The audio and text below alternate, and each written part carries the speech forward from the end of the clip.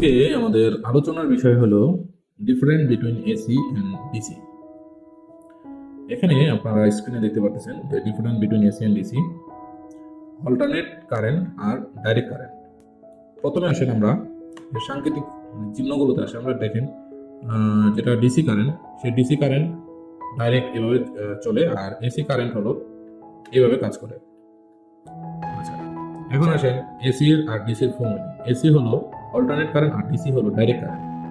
AC বেশি দূরত্বে স্থানান্তরিত করা সহজ, এমনকি দুটি শহরের মধ্যে খুব বেশি শক্তির ক্ষতি ছাড়াই, মানে লং ডিস্টেন্সের ক্ষেত্রে এসি কাজ করে। আর ডিসি বেশি দূরত্বে স্থানান্তরিত করা যায় না, এটি বৈদ্যুতিক শক্তি হারায়। তারপরে আমরা পরেরটাতে দেখি যে ঘূর্ণায়মান চৌম্বকগুলি তড়িৎ প্রবাহের দিকে পরিবর্তন ঘটায় ডিসির ক্ষেত্রে, এসির ক্ষেত্রে। আর ডিসির ক্ষেত্রে স্থির চৌম্বকত্ব ডিসিকে একক দিকে প্রবাহিত।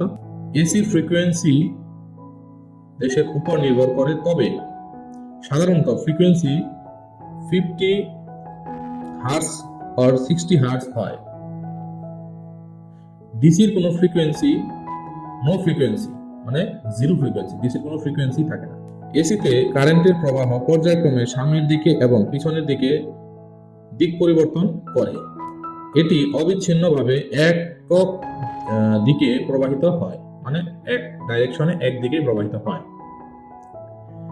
এসিতে ইলেকট্রনগুলি তাদের দিক পরিবর্তন করতে থাকে পিছনে এবং সামনে, আর ডিসির ক্ষেত্রে ইলেকট্রন শুধুমাত্র একদিকে যায়। এই হলো এসি এবং ডিসির মধ্যে পার্থক্য। তো আপনারা বুঝতে পেরেছেন। আমরা বাসা বাড়িতে যে বিদ্যুৎ ব্যবহার করি নর্মালি, যেমন টিভি, ফ্রিজ, এসি ইউজ করতে যে ধরনের কারেন্ট আমরা ব্যবহার করি সেটাকে এসি বলা হয়।